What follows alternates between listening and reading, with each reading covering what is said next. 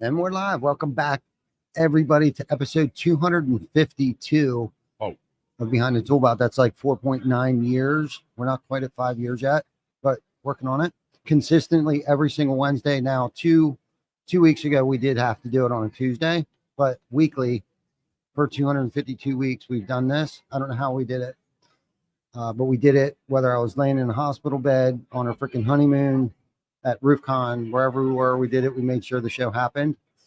And here we are today. We're at RoofCon 2024, Orange County Convention Center, or freaking Lando. I'm excited to be here. I've met a lot of great people already. Got to reunite with a lot of great people that I haven't seen since last year, probably. And of course, my great friend, Eric, who it's always been a privilege. It's always a blast to run into you and talk about poop stories and vitamins that we take to help us poop. And shit like that. But we're grateful to be here. I'm grateful. One day at a time. I've gotten here. We've built this amazing thing because of the B&H app on my phone, laying in bed at night, scrolling B&H's website, looking for cameras and shit like that to buy over the years. Oh, yeah. So if anyone, because people ask me like, what did you do? I was like, well, unfortunately, somebody turned me on to B&H. And just, most people scroll Facebook and shit at night. Well, I scroll, B&H. You do nerd camera stuff. Yeah, I do nerd camera shit. And Vic and I connected probably about 4 years ago, and he's kind of picked the torch up and ran with all the tech end of things, and really has designed and helped build what it is that we have here to be able to produce such great content that we do, educational, impactful stuff like that. Because a lot of people are like, well, why do you do this? Why do a podcast? It's because you like the attention and you're ego-driven whore. Well, that's probably the exact opposite. I know. That's why I said it. And it's funny because Vic interviewed me earlier today, and it was like up until 2 months ago, did I actually enjoy doing this? I hated it. I hate people. I don't like talking to people. I'm an introvert by nature. Yep. So I've continuously pushed myself, then just pushed my week after week after week after week of interviewing people. And it wasn't, I think I was more afraid of making them look bad, coming onto a shitty podcast, having really stupid questions. But then I kind of came to this realization, this conclusion of like, I'm really enjoying this because we've actually been able to provide a platform for you to have very insightful stuff that people are listening to and learning from for free, right? And they know they can tune in each week because we'll have somebody from some place in the roofing industry, whether it's marketing or our t-shirt maker or the guy that makes our yard signs, shit like that. Anybody, and all kinds of people that just really talk about like authentic, real stuff that, the ups and downs. And it's not, and this persona that social media has given us today, it's like everybody only posts about the wins. Yeah. Right. So if I'm not at that level of where they're at, right, then I'm failing. And I think we all go through that. And it's like, they talk about like the models and girls are looking at these magazines and stuff, and they're, 10 pounds overweight, like that gives them like this complex. But like, not that those people aren't real, but it gives you this false sense of inadequacy. Yeah. I guess, you know what I mean? And that's where this has like, I've lost $60,000 on a job before. We've replaced the wrong person's fucking house and ended up giving them a free roof, but yet still had to go put the fucking roof on that we were supposed to, but explain to that homeowner why we were a day late. Right. You know what I mean? I've like, done that. Yeah. Like shit happens. It has happened, but fortunately our wins, which, we failed many times, but monetarily our successes have outweighed monetarily our failures. And I think that's for all entrepreneurs, but a lot of people don't want to talk about that real authentic shit and I know you hate the word now. I think authentic. I just think I hate the fact that like it became my brand. Yeah. Right. Mm-hmm. And now I'm at a place where I'm wanting to change it because the words become so bastardized everywhere, and everybody uses it and uses it wrong, I think, a lot now too. And so it's why I've kind of changed my message to that it's about being genuine, right? About being genuine and present. And yes, authenticity is still like a real thing. And like, we still need to talk about it, right? We still need to be authentic humans. But what does that mean? Because you could be an authentic piece of shit, right? Truly. So then that kind of changes the dynamic in the conversation that happens, because it's like, well, no, that's just authentically who he is. He's just a garbage fucking human being, right? So that was why I kind of changed it to be like genuine. And not that you can't interchange that too, but like when I hear the word genuine, I think of like a good, genuine human, and like what they say is what they mean, right? Where I can authentically be a liar. That's just authentically who somebody might be, right? But if you're actually a genuine person, that's how I can make connections with people, right? And to your point in the beginning, I was going to ask you a question. Go for it. Because you said, hey, I've gotten to meet all these new people and blah, blah, blah. But like, we both are introverts by nature, right? Yeah. And I'll say that same thing, but then I'll have this thing come up in my mind being like, I didn't really want to meet all these fucking people. Right. Right. Like, I kind of wanted to just come see the people that I already know. But what I've learned is that when I get outside of that comfort zone is when things actually happen. And so like, I have to force myself to allow me to meet those people, because maybe one of them can be my new tie. Yeah. You know what I mean? Yeah. Like, you just, you never know, but I have to force myself into that uncomfortability, because for me it is, right? Totally. Like, I mean, I was sitting over at my booth, got done with an interview, and had 3-4 people come walk up wanting to talk. And I'm like, in my mind, I'm sitting there and I'm like, I don't like what? What? I don't care. I have to pretend to care, Eric. Fuck, pretend to care more, and like, and then I feel bad about that. And then I'm like, but that's and I'm trying to get better at that. Right. But like these events, coming back, the point of these events is to get outside of that natural space that you're in that circle, in that bubble, and putting yourself out there so that you can meet these people that we need to meet. Right. Yes. I brought some guys from my team down, and last night we had a little talk and a meeting, and I was like, look, if you, this was my challenge to everybody. I said, if you are normally a listener, right, and you sit back, I'm challenging you while you're here to go out and talk to more people. And if you are naturally a talker and don't shut the fuck up, I'm going to challenge you to shut up and just listen to people talk and learn something, right? So whatever it is that you're already naturally, fucking stop it for 3 days, do the opposite, because that's what you're going to gain something out of that, right? Because you went and got uncomfortable.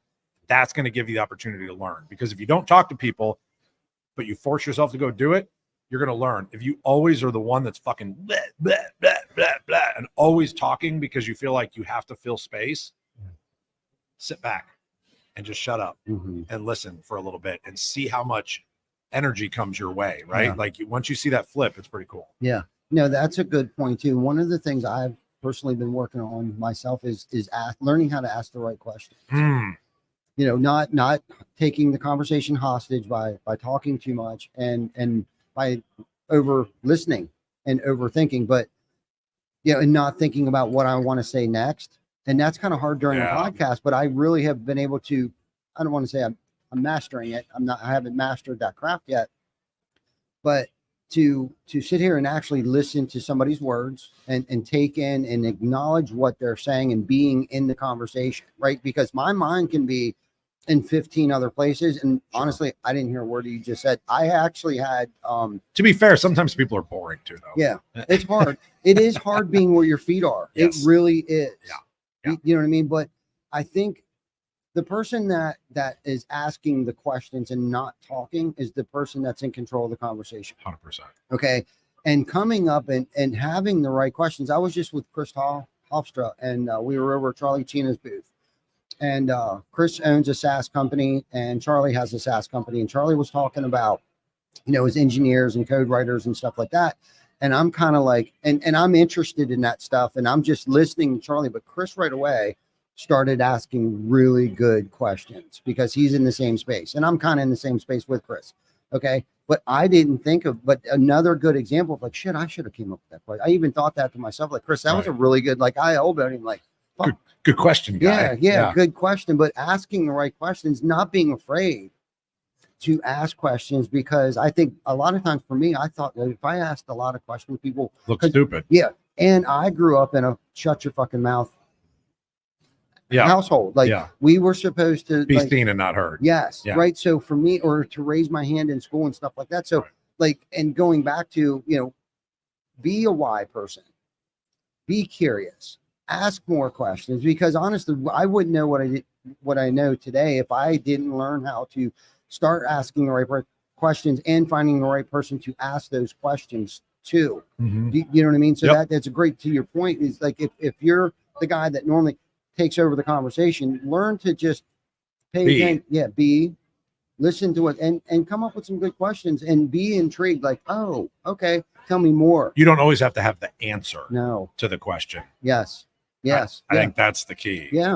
Right? And it's okay. Yep. It's okay to be like that. And getting back to your point of like getting outside our comfort zone to come to things like this, right? As an entrepreneur, and the word for me that I can't stand anymore is leader or leadership.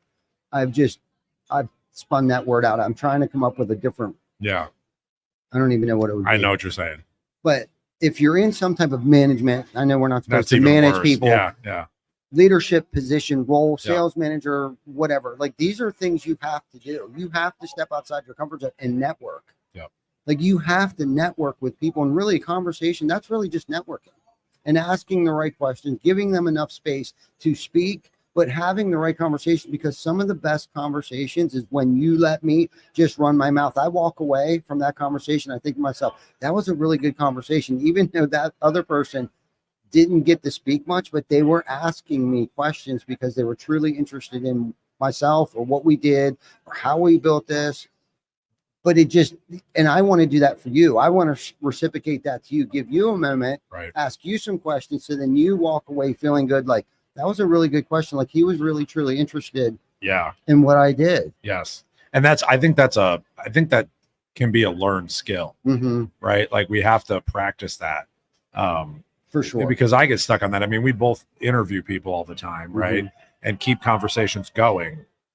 But we've all read a bunch of John Maxwell books, Mhm, right? mhm. And what does he talk about the most in there is like he takes people to lunch, you know, every week, whatever, and he asks these amazing questions. And like I read that book or I listen to it and I'm like, I don't know what the fuck to ask. Yeah, where are you coming up with these questions? Yeah, well, and here the other thing too is like we don't know what we don't know. So how do we know to ask the question? You know what I mean? Like Mhm. I get really envious of the people that do really know how to ask Great those. questions. You know what I Yeah, mean? yeah. Like I don't know. Like that's something I got to dig into a little bit, Yeah, right? Is like yeah. how do we research that? I assume that we could use AI. Yeah, You know what I mean? for Like sure. I don't know, but like I need to Yeah. figure that out because I think there is a better way Mhm. because it is a learned skill, Totally. and if you get better at that, at learning the right things too. Yeah, I be think what curious helps. about. Yeah, I think what helps is actually starting out just being curious. Yeah. If you can put yourself in that mindset of like, I'm curious and I want to know more. And really the first question could be like, tell me more about that. Right. And then they go down into that rabbit hole. And then that's where the next question comes from. But for me, it's just being where my feet are, being sincerely interested in what they're saying and interested in what it is that they're doing. Yeah. And then the questions for me just kind of start coming because now I'm interested. Like I'm really, Right. truly interested in what it is that they're doing. And then it kind of gives them that time. Like I said, they walk away from the conversation feeling good because, and I think I heard that on an Ed Milet podcast that like, that's what he does. Even if he's in a taxi cab, like he's not sitting there running his mouth in the back seat. He's actually asking the taxi cab driver questions about his family. Like, how long Yeah. have you been in America? Oh yeah. Is your whole family, like just making people feel important because I'm interested in you. Right. And I think Genuinely. yeah, genuinely. And I think that goes a long way in relationships and networking with people is being, and with it, even if it's just adding value to somebody's life because of having a reciprocal conversation with them and giving them the time and being truly interested in them. Yeah. Right. Is a part of networking, a part of relationship, and a part of friendship. So I think that, and so that's the thing. I literally had a meeting about this the other day in that I don't allow anybody to say that they're going networking or they're going to a networking event, Mhm, right? Because that term implies a strictly transactional relationship. Yes, right? it is. And so my what the fuck was that? What I've been trying to teach is if you are going to a quote unquote networking event, Mhm. your only goal when you go there is to make a relationship. Yes. Right? You're there to make a friend, somebody that you like, that likes you. Yes. Build that relationship and don't fucking ask for anything. Yes. Don't ask for anything. That's the whole point. Because then it will just come to you if you do it this the right way. This is what my breakout's about. Oh, it's is called it? Your network is your net worth. Right. Yeah. It is, but it isn't, right? You need to be giving more value than receiving in compensation. Yes. That's exactly what this whole thing's about. And that's honestly reviewing my career. That's that I've always landed the job, got the job done, and worried about getting paid later. Yep. Now, that's good, but it can also, you can also, long story short, run into cash flow issues. But that's why you have other people that deal with that. Yes. Right. Right. Because I don't like asking for money. Right. I don't like asking for it. I don't. Right. Yeah. I My don't want to wife beg. Yeah. loves fucking asking for money. No doubt. Right. Yes. She'll get on the phone and be like, bitch, you owe us $100,000. Yes. You're paying now. And Yes. I'm like, oh, it's okay. Like whenever they get around to it. You Yeah. know? Right. Yeah. That's me. Right? She's like, no, they got our goddamn money. Yeah. I'm like, okay, well, go get it, honey. Exactly. Go get it. But within a relationship, it's like, what value, what are you doing to improve the quality of that person's life? Like, that's what networking is about. Not you dropping your business card off, but you getting their business card and referring them and introducing them to other people. Yes. It's not about what you're getting from that conversation. Bring more to the table. Yes. Than they do. Yes. That's exactly what my breakout is about. Perfect. Yeah. Love that. Well, now that I know that, I'll send them. Yeah. I'll send my guys. Yeah. Bring them over. I'm hoping it's When is Friday, 9 a.m. Room 3. Okay. Got it. Yeah. Everybody got that? Write that down. Got that. Room 3. You got that on your calendar. Yep. We're going to standing room only. No one is nodding. I know. What the fuck? Thanks. There you go. Good job. We need more nodding. Yeah. Yeah. But so, yeah, networking, that's kind of the season I'm in right now. I'm actually honing that craft. What we're talking about is learning how to ask the right questions, learning how to actually absorb what it is that you're talking about. Because I have an issue. I had Sydney, Bay, Tim Brown's wife's name. Bay. What's her name? Bay.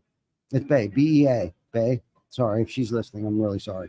Tim Brown's wife was saying something to me yesterday, and I asked her to repeat what she said because I said, I didn't hear a word that you just said. I said, I am so jacked up right now. Like, I know I'm sitting here nodding right now to you, but I was like, unfortunately, there's so much going on in my brain. I didn't hear a word that you just said. And she was like, oh my God, that happens to me all the time. Yeah. So she repeated to me what she said. Right. I was like, thank you. I'm sorry. And she's like, no, that was totally cool. Little random, but totally cool. Like, I'm trying to get better at that because I really want to hear what you're saying to me.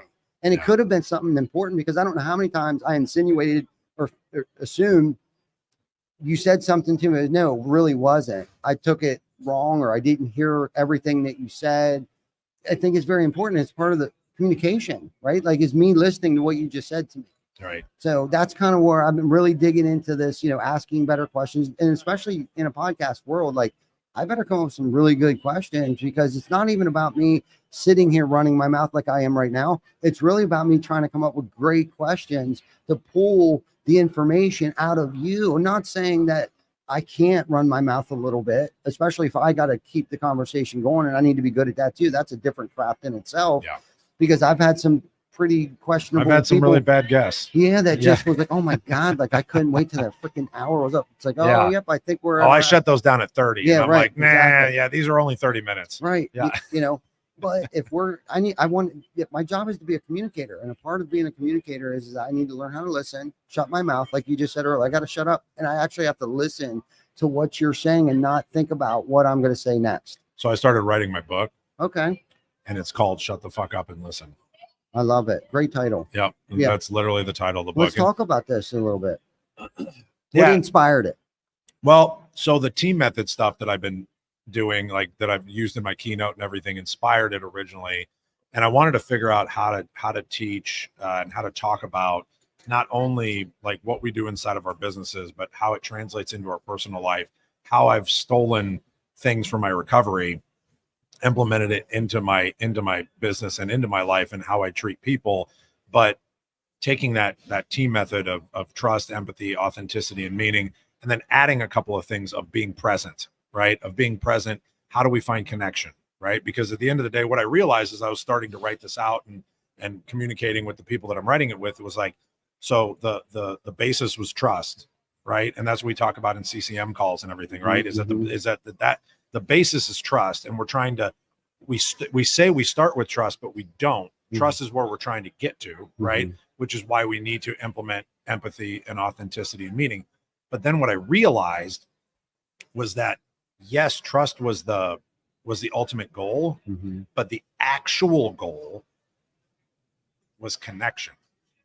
And that was what I felt like I've had times in my life that's what I was missing, right? When I was drinking and using still, what was I missing? Connection. How many times have we been in relationships with people and we felt like we had absolutely no connection, right? And we didn't take responsibility for any of that. We would just blame the other person, you know, for that thing. And so what I realized was that the ultimate goal was connection.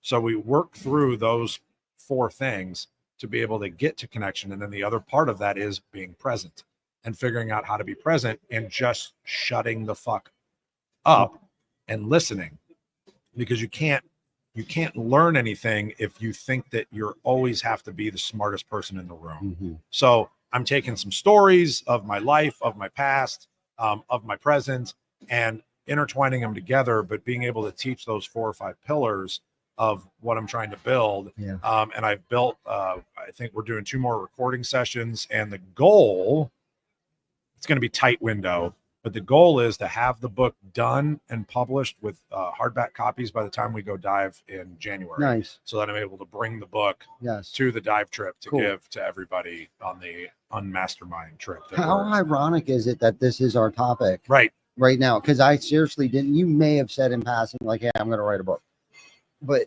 I don't know if I did. I don't tell anybody anything until I do it generally. Like, I don't even like talking about it now because it's not done. You know what I mean? Like, I like to just show up and go, look what I did. I don't like talk about what I'm doing, but anyway. That's very cool. Cause that's kind of where I'm at my season. But what I was thinking about when you were talking, it's like, I want you to write another book in 10 years on the same topic and where you're at then compared to now and how those stories have shifted. Oh, for sure. And your perspective on that. Yeah. They probably won't be as interesting. It might be the things you may have learned that you may have contradicted yourself in this book this time. And I'm not trying to get you to second guess yourself. No. But I'm sitting, like, as the season I'm in right now, my perspective on things are totally different than they were 5 years ago. For sure. 3 years ago. For sure. So to hear you, maybe write something later, 3 years from now, like, I wrote this book, shut your fucking mouth, or whatever it was. And listen. Shut your fucking mouth. That's what it's called. Yeah. That wouldn't surprise me. No, it's close. Okay. But because I've known you for a few years now, and I've seen some growth. We've talked about some painful shit that was going on in your life and how you got through it. And it's very inspiring too at times. And you've also been a vending box for me too, to call you up and be like, hey, so-and-so is not playing very nicely in the sandbox today. Right. But I just, as we're growing, because this is the thing, a lot of people aren't worried about improving anything. Their life, their lifestyle, their living situation, the physical, mental health, they're spiritual. fine existing. Yeah, right. Yeah. They just are. They're existing, right? Like you're just barely getting by. And to hang out with cool ass people like you, and to be on your Cult Culture Movement call each week. And we're growing, we're all growing. No, like there's a few of us here and we're high-fiving each other and kind of like winking because we're in like this little secret society. It's actually not secret, but anyhow, Eric, let's talk before I go. Let's talk about the Cult Culture Movement. Let's plug that. Thank you. So we, as I had done the speaking for 2 or 3 years, I always had people come up to me and were like, hey, that was great. How do we, like, how do we work together? I'm like, yeah, that's not what I fucking do. I'm like, I don't know. Right. Like I never got on stages when I keynoted here a couple of years ago. Like I didn't have anything to sell. Right. And I'm not saying that I should have, but like, I didn't have anything to sell. I was just there because like, I genuinely wanted to be able to give back and like help. I hope that somebody got something from it and it helped them. Right. But then as I had all these people would reach out to me and want more help, I was like, that's awesome. And I love doing that. But at the same time, like I've got a business to run. I've got a family to take care of. I've got all of these other things that are also going on in my life. And I want to make time for this, but like y'all need to schedule the fucking time. Right. And that was where it became a struggle. And I was like, well, what if I made a group of like-minded, dudes that we all got together twice a month we have this accountability call. We talk through problems. We like go through all this stuff, and we teach the team method and everything else that comes with it. And what would that look like? And I had no idea. Right. And so I just said, fuck it, I'm going to launch it. And I launched it. And, we've got an amazing group of dudes that show up and it's not, I mean, it's just dudes now. Right. But like, I mean, it's not exclusive, right? Like females can come. But we have this amazing group of men that are okay talking about what they're going through. And I think that the thing that I didn't know if it would happen organically, and it did, was how much everybody else in the group would help everybody else in the group. And it doesn't just have to be me showing up and coaching and teaching. And it's like, I'll bring the information, but like, let's all participate, right? This isn't the Eric show. This is the you show, right? Like, this group is for all of you to be able to level up and become better. And you might get on a call, and that call might not have, that might not have been exactly what you needed that day, but you know what? When it is the next time, it's all worth it, right?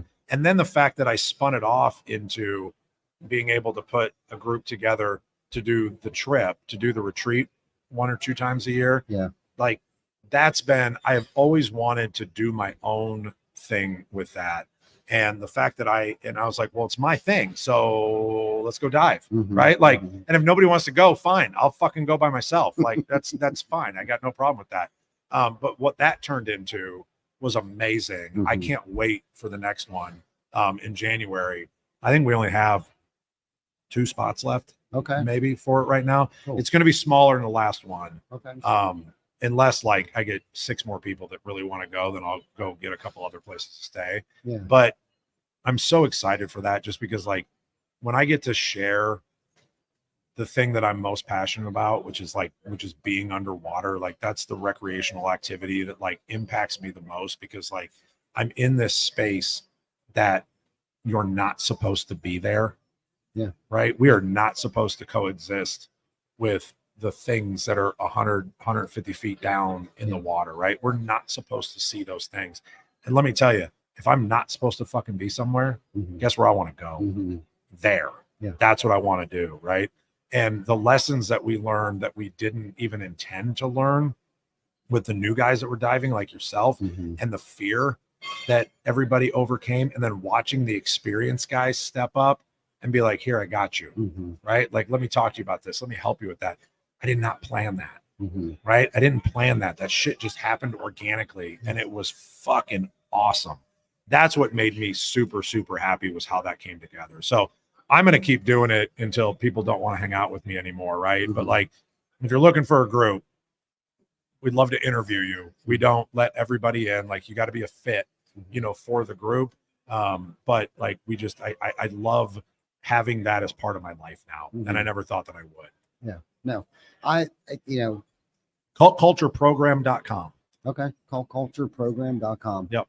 Yeah. Check it out. 'Cause I joined up, I don't know, a couple of months ago, potentially. Maybe. It was longer than that, but yeah, it's probably 4 or 5 months ago. Okay. Yeah. And I look forward to it as one of my calls on. And you show up. Yeah. Yeah. You show up. Yeah. And I don't, sit there and run my mouth, but like you said, the intimacy of the group. Okay. And the vulnerability, it's probably a better word. Yeah. The vulnerability in that group is what I needed. Yeah. Right. There's people talking about they're dealing with salespeople that aren't doing what they're supposed to be doing, or just anything. It's personal and professional, and everybody there is there to grow. Yeah. Right. Like we're looking for the solution here. It's not this bitch fest about like our wives or our children's not children right, or what. Just it's we're there. You come up, and like you said, it's not the Eric show. You come up with the topics. Right. And you kind of forewarn us like, hey guys, this week in our group chat, you're like, hey, we're going to, or finish your book or whatever it is. You're like the gatekeeper, or keep us on the rail guy. Yep. You know what I mean? But it's an open forum. And if you don't let anybody quiet, like, hey, we haven't heard from you for a minute. What's on your mind? Right. Right. You called me out, I think last week. And, because I'm an introvert, I'll sit there and just listen. Right. But if you ask me a question, then my mouth opens up, and then it's like, okay, well, Ty, you got now we got to cut it down, Ty. Yeah. A little bit. I always feel bad doing that, by the way. Yeah. Like when we, Right. especially when we get to Yeah. the end of a meet, Right. a call or Of whatever, course. and I'm like, fuck, it's 11 or Right. whatever. And everyone's time is valuable. Right. And I understand that. We're busy. It's the middle of the work day. Right. We got to get back to work. But it breaks my week up and I look forward to it. And then the scuba diving trip, man. Exhale. Yeah. Game changer. Yeah. I've not been the same person. It's giving me goosebumps right now. Really? Yeah. You know that. Dude, I went through this emotional ride of like, I'm going, I'm not going. I'm going, I'm not going. I forgot about that. I did. You fucking canceled 3 times. And I was like, I no. am not supposed to be underwater holding my breath that long. Like, fuck. You don't hold your breath. I know. You'll die if you hold your breath. So I went to this swimming pool up in Mechanicsburg, Pennsylvania, and did my dive lessons up there. And I almost drowned 3 times. And in a pool, a 6-foot pool, almost drowned. Just fucking stand up. Yeah. And so I'm like, so the first day wasn't that bad. The problem with it is they're showing you all worst case scenarios underwater. Sure. Okay, so that's what's going on. So it's not fun. It's not pleasant. They want you to fucking drown half, but learn how to save yourself. Like, pull your thing out. Act like you run out of air. And I'm like, fuck, shit. And I went up and I'm choking and I'm gagging. She's like, you can blow water back into the, what's that thing called? Regulator. I was like, really? She's like, you could spit in it, throw up in it. Yeah. So that, I was like, oh shit, I didn't know that. So like when I pulled out and if I did get a little bit of water in my mouth, it was fine because I could just blow it right back out. But then I kept struggling with, because I've been taught, it's been instilled in me that like in through your nose, out through your mouth. Anytime you get stressed out, if you're, trying to meditate, if you're working out, if you're lifting weights, whatever, it's like in through your nose, out through your mouth. Well, you can't do that. You got to learn how to breathe like this. Yeah. And not heavy, because you're going to suck all the air out of the oxygen tank. So you got to regulate how you're breathing. So you got air. Yeah. Air tank. Air tank. What do I call it? Oxygen. Yeah. Air tank. That's how, for people watching, if somebody says an oxygen tank, that's how you know they don't actually dive. Yeah. So I don't actually dive. Well, you do though. You're learning. You're still learning. You're still a little new. Yeah. But that is the difference. Yeah. Because oxygen is what you take on the boat if you get decompression sickness, and they fucking put oxygen like on your face, like pure oxygen. Because if you breathe the oxygen, pure oxygen underwater, you die. Okay, I didn't know that. Yeah. So right now, go on. Okay, so good. Learn something. Yeah. So I got through that. Even made it through everything. She gave me. I got a book. She stamped it, did everything. But now you still have to do what's called an open water test over in Cayman. So I get home. I'm like, man, I'm not doing this. I call Eric up. I'm like, Eric, he's like, you didn't even take your testing. I was like, I did. He's like, and you're not going. I'm like, dude, I'm not going to do it. I can't do it. It like goes against everything that like I was taught. Like, you're not supposed to be underwater that deep for that long and breathe and all this shit. And it's like, I'm going to die. And so I was laying in bed and I thought to myself, what kind of leader, the word leader or person or father, right, would I be if I can't get through this? Right. Like, I've gone through a lot worse things, a lot worse situations that I've put myself in, and things that I didn't necessarily put myself in. But if I can't get through this, what is my team? Because my entire team knew I was doing this. Oh, they did. Yeah, pretty much. I mean, Vic did. A handful of other people knew, because I don't know how they knew, but they knew, probably because of talking on the podcast or whatever about it. And so I was laying in bed and I was like, I'm going to do it.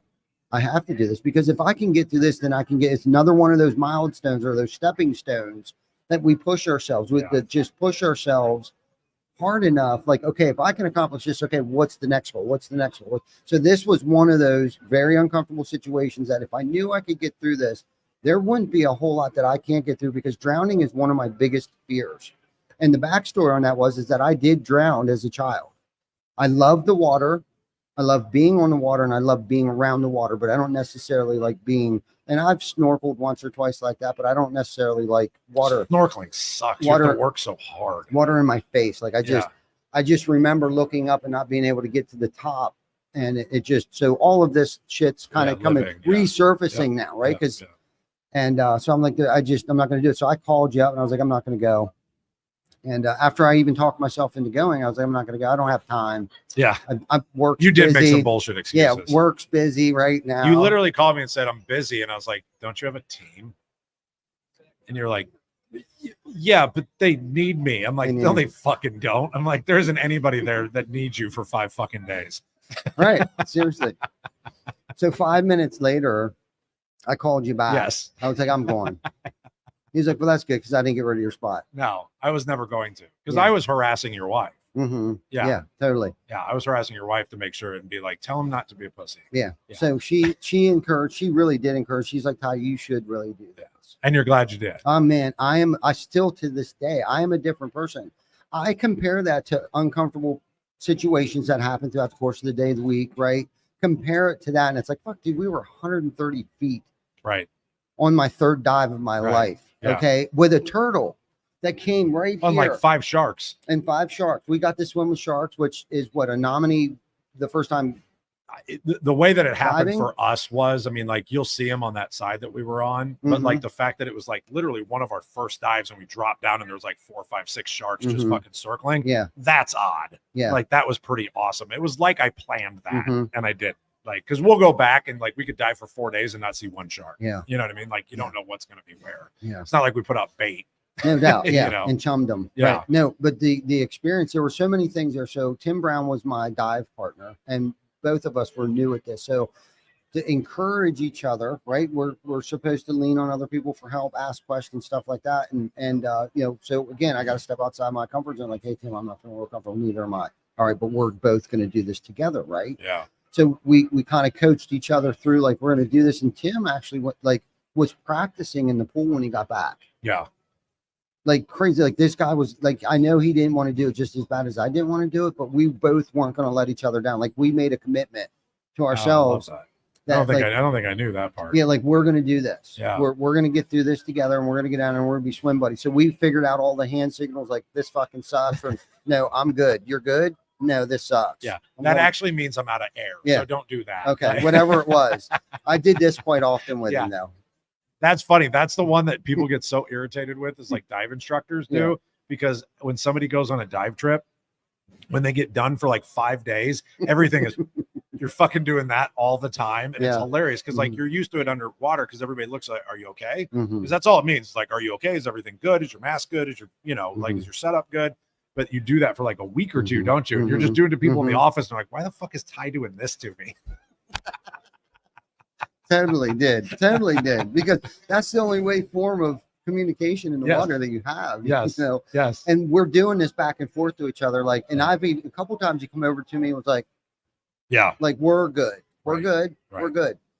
And so getting through that with him and creating that bond with him, right? Yeah. Because I don't know how to create a bond with, especially another man. But you create bonds through trauma and fear. Yes, right. We totally did. You don't there's create so bonds many, through wins. so many metaphors to that trip, man, Mhm. that like it just has made me a better father, a better human being, Love a that. better partner, like a better friend. Yeah. I Like- can't wait till the next one. I have a couple ideas. So wait, on the last one, if you notice, like I had no agenda on purpose, right? I wanted to see what organically would happen with the group. Mhm. I'm trying to make this one just a little more, I don't want to say organized, but like agenda. Like I've got a vision of like a couple of people that I want to bring in Mhm. to conversate with, because I've got some things that since I started writing this book, honestly, it like brought out some things that like I was like, oh, I really care about that. Like I should talk about that more, like lean into that a little bit Mhm. more. Mhm. So I'm not going to say what it is that I'm trying to bring in, Yeah. but I've got a couple ideas. I want to try and find people that are actually on the island already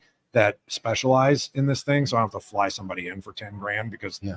to be fair, nobody's paying enough for me to be able to do that. For right. sure. Like I'm not making a bunch of money on these. Like Yeah. I do better than break even, but fucking barely. Mhm. Right. Like Yeah. barely. And so I want to try and find a couple people on the island to come in and do a little bit of, I don't want to call it coaching, but just some education Mhm. while we're there. Cool. So it's not, again, I'm super happy with how it turned out last time because Mhm. that was my first time doing it. But I want to have a little bit more structure to it this time. Yeah, no, it was great. The atmosphere, the people Yeah. that you selected to come, great group of We men. did get lucky with that. Yeah, Like nobody pissed me off, no, it was great. The and I'm house- easily pissed off. right, and like you said, you couldn't charge enough for the experience that you Oh, provided that's good to know. for us. I should charge more. I mean, between the house, the food, we had our own cook Yeah. in the house, Yeah. like And he was awesome. amazing Yeah, food. and I got him Food, back again We this had time. access to food and drinks the entire time, even though we had set times that we ate. There Yeah. was still food Yeah. available, and it wasn't. There was the only uncomfortable part was being on the boat doing the dive thing, but outside of that, the fellowship and the camaraderie that was made and built from that trip. Joe Hoffman and I are closer now. We've never been that close till that trip. Tim Brown and I, like, dude, like, we're BFFs. Okay, from this trip. That drew us closer together. George. Yeah. Right, like George, it was cool hanging out. It's impossible not to love George. Yeah, George is so cool. Yeah. You know what I mean? I apologize repeatedly, Tim, that I was so mean to him the very first time that I met him because I didn't know who he was. I was here. Yeah, it was RoofCon 5 years ago. 4. No, 3. 3? Okay. Yeah, it was the one right after COVID. So it would have been 21 or 22. Okay. Yeah. Didn't know who he was, but you thought he was selling something. I did. He just kept following me around. I thought he was trying to sell me some shit or something, but George, good old George, man. Like, and dude, to see him in his atmosphere, his element. Yeah, in his element like that was cool. And his what's his buddy's name? Jamie? Is it Jamie? Well, Jamie was the English guy that was helping. Maybe. He was filming. Yes. Yeah, Jamie. That's Jamie. Yes. Yeah. I'm hell with names. And Jamie just left this month.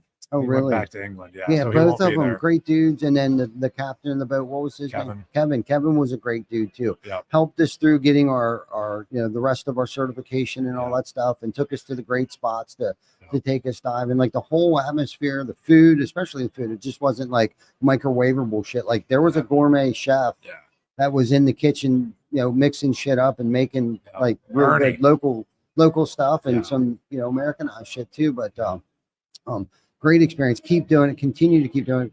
Cult Culture Movement. What's your website? Cultcultureprogram.com. Cultcultureprogram.com. CCM. Yeah, check it out because it has changed my life in just a short period of time. The calls, the diving experience. I'm looking forward to. There won't be no backing out on this one. No, because I want to become a diver. Yeah. I love that. Yeah, my TM Brad Whitlock with GAF was super proud of me. Him and his wife, his whole entire family are divers. Oh, cool. And he's invited me for years, for a decade, to go diving with him. And I was like, nah, I'm not diving. Now every trip you take will revolve around, can I dive there? Yeah, no doubt. I've already thought that. Everywhere I go, it's like, can I bring my gear? Mm-hmm. Yeah. Oh, I can't bring my gear? Oh, we're not going then. Right. Yeah, right. No, and it's good because it's almost like a spiritual experience of getting someplace where you've never been before, but that's where God is. And not to get all woo-woo and shit, but like the living stuff plant between the plants. The turtle was probably the greatest thing for me. This turtle, and this is what I needed because I think I started to get in like this little panic mode a little bit where I just couldn't get my head to acclimate. Like it wanted to pop, it didn't want to pop. Like this turtle came over, and it's probably a 200-year-old turtle. Yep. Literally came over, just all calm and tranquil. Yeah, and like looked me right in my eyes and let me touch him. Okay. And then he went away.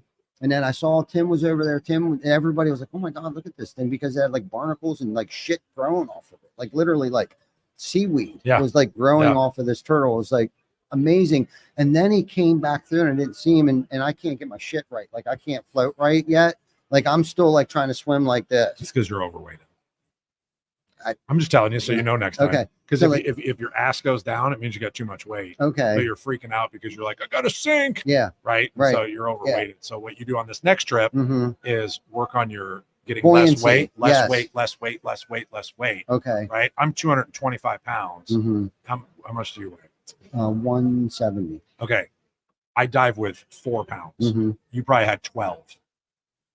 That's fair to say. Eight or 12, something like that. Yeah. So like the more then you can go on plane. I'm sorry. Back to the turtle. No, that's cool. And then he circled back around. I thought he left and he came through my legs. Because like I said, I was floating like a seahorse in there.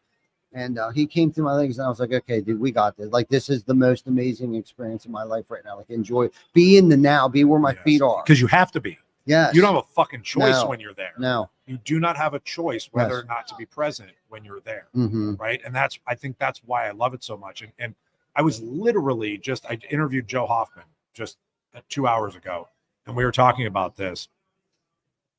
And diving for me is where I found more of my spirituality and my higher power, whatever you want to call it, because I was existing in a world that I was not supposed to exist in, right? And for some reason, to me, that's where God was. No doubt. Right? And I don't know, I can't explain it. I don't know why, but like when I die, like I don't get anxious. I get calmer. I track my heart rate on this while I'm diving, and like I'm in the 50s, right? You are not. No, right? not even But close. we'll get you there, Never. right? But like I my heart rate goes down, I chill out, my breathing slows down, and I'm like present and I'm like one with this environment that I'm in that I'm not supposed to be in. I'm existing somewhere that I'm not supposed to exist, right? Who knows? That could be death. Right. Like, I mean, like understanding that, like I've been on such of these weird journeys and these interviews like that I did with Becca and everything. And like, she opened my eyes to all these different, you know, parts of my life. Like I want to go to fucking Peru next year and fucking do a ayahuasca trip. And like, I understand that that's conflicting with my sobriety, but fuck it. Like, I really want to, I want to do these things to open up my senses to the world as a whole. I don't want to be on my deathbed saying that I didn't get to experience everything that I could experience in my life. And so I'm going to make every single effort. And if that means I need to put the fucking shit together and get people to come with me, let's fucking go. Let's right? Like that's the thing. I want to experience shit with people that I like. That's good. You know, and to get back to our earlier conversation, if you wouldn't have interviewed Becca, you wouldn't know these things existed. No. Right, by allowing her to come into your space and asking her these right questions, and she's opening your mind, right? Like because you were asking her questions, and she's cool. Joe Huffman, awesome fountain of knowledge, another good person. But by stepping outside of our comfort zone, we learn a lot more about ourselves, about other people. We learn how to care. We learn how to be in the moment, be where our feet are, and that trip for me has opened my eyes to help me be where I'm at. Step outside your comfort zone, because this may be the best thing that has ever happened to you. And once we got through that and we were home, dude, I was probably the calmest. And I think I'm still kind of riding on like this calm, you know what I mean? I don't feel like I'm so short tempered. I feel like, I don't know, it really has changed my how I feel and look at things much differently, because I don't know if maybe it was like at first like a near death experience is how I felt about it, right? But then I got through it, and it turned out to be like one of the most magical things that I've ever got to experience. So like, I don't know if it was almost like I died and was like reborn almost going through that trip. In Cayman. Sure. You know what I mean? Yeah. And I came home and like, I don't know, I just felt like I didn't get so overwhelmed. I still don't feel like I get so overwhelmed. Like even during this whole setup thing, a couple of people were like, how are you so calm through something like this? Like, well, you should have saw me fucking last year, because you know, I was probably tripping out about something. Yep. You were. Yeah. I remember. Yeah. Something, I don't know what it was. I don't know if it was the Wi-Fi or they wouldn't let us in, something. Right. Yep. But like, I just kind of look at things differently. I'm a little more calmer. And I realized, because I think one of the things is I'm tired of showing my ass of because of my behavior, because of something happening, not just dealing with it and getting through it with competency. Right. And realizing that everyone, especially on my team, is watching me, how I get through situations. How do I handle situations? And getting back to why I went was because I felt like all eyes were on me. And if I couldn't get through this, what if we went through a recession? What if we went through something like our leader's not the guy that we want in charge right now? So for me, going on that scuba trip made me a better person, father, son, entrepreneur, all those things, because of getting this. So thank you. Thank you. I don't know if I thanked you or not, but I'm thanking you now. We're definitely at our 1 hour mark here. Is there something you want to leave us with? I know we covered a lot of stuff. We did, today. man. You know, I leave everybody with what we talked about today that I think is important is being present, right? Being present for your people in whatever space that you're in, right? All of this shit that we just talked about today translates to your family. It translates to your office. It translates to your employees. It translates to everything that you do. If it makes you feel better by thinking about it from a business standpoint and it's easier to digest, cool, go ahead. But then don't be the dipshit that doesn't take those same lessons and go home, because I see that more than anything with myself, even, that I can be more patient and more present at work than I can at home. Me too. And that's a fucking mistake, right? So if we're going to preach this shit at the office, if we're going to preach this shit with our people that we work with every day, then don't be a fucking hypocrite and not do it at home. right? Because, and here's the reason why you do that. It's because those are the people that you take for granted, right? And that's bullshit, right? You don't take everybody at work for granted because you're like, oh, I hope they don't quit. I hope they don't blah, blah, blah. I really got to invest into this theory and this thing that I need to work on, right? But when you're home, you're like, she ain't fucking going anywhere. Where the fuck's my kid going to go? Like, they need to eat, right? Yeah. But then you lose the connection and you lose the trust and you lose all the things that we were just talking about if you don't translate those things. So like, that's why coming here, when you learn these business lessons, realize that what they're really teaching you are life lessons, right? They're teaching you life lessons and a way to live, right? Use that and don't take that for granted, because there's opportunities in everything that we do to be able to implement that into your life, not just into your organization. And I love that. I love that. Practice these principles in all your affairs. There you go. You know what I'm saying? Yep, for real. So here we are. We're at our hour mark here, man. We really appreciate everybody tuning in. Don't forget to like, love, subscribe, share, put some comments in there if there's something that you guys want to hear us talk about on the next time that we go live, or next week, or in about an hour here. Please don't hesitate to put it in the comments. We're here all week, so we'll see you probably in the next 30 minutes. Ba-dum-bum.